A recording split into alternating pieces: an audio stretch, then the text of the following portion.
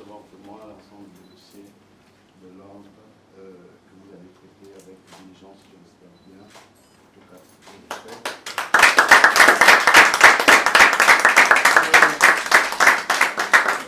Je vous remets également, le bâton. Le bâton de l'ordre. Vous allez utiliser, je le sais déjà, avec sagesse. Il pèse, il est lourd.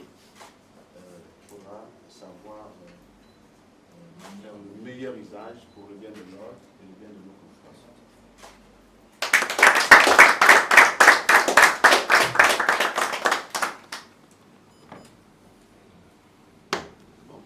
Je descends de charge tout apaisé, libéré d'avoir apporté ma modeste pierre à l'édifice.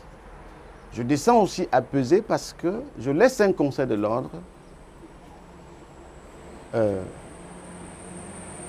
qui sait travailler, qui a travaillé à mes côtés, qui connaît les projets de l'ordre, qui connaît les besoins des avocats et qui va les porter sereinement. Je descends de charge apaisé parce que je dois vous le dire, la relève est assurée. Le conseil de l'ordre que je laisse est composé d'avocats dynamiques, compétents, intelligents et qui vont porter désormais le barreau. Pourquoi s'accrocher? Je finis en disant que, et je l'avais déjà dit, être bâtonnier n'est pas un métier. Bâtonnier, c'est une fonction. Bâtonnier, c'est une charge. Il faut savoir descendre de charge et passer le témoin. Il faut descendre de charge et passer le témoin. Moi, j'ai appris que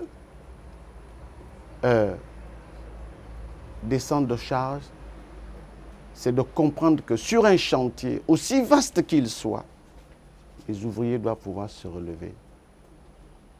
D'accord? Et ce travail sur le chantier doit pouvoir continuer inlassablement. Et c'est ce que nous avons fait, dans l'intérêt de notre ordre et dans l'intérêt des confrères membres de notre barreau. Moi, je vous dis, je vous le dis à nouveau, je pars content et satisfait d'avoir fait ma part. Je pars content et satisfait parce que je sais aussi que la relève est assurée. Vous pouvez compter sur le bâtonnier Bamsima et les membres qui composent son conseil de l'ordre. Je suis très content d'avoir été élu. Je suis content parce que j'avais un message à faire passer. J'ai fait une proposition et avec toutes les incertitudes d'une élection.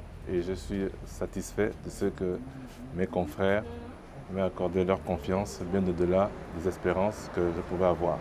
Il y a beaucoup de choses à faire. Le travail est fait, on vient de très loin, on continue à progresser.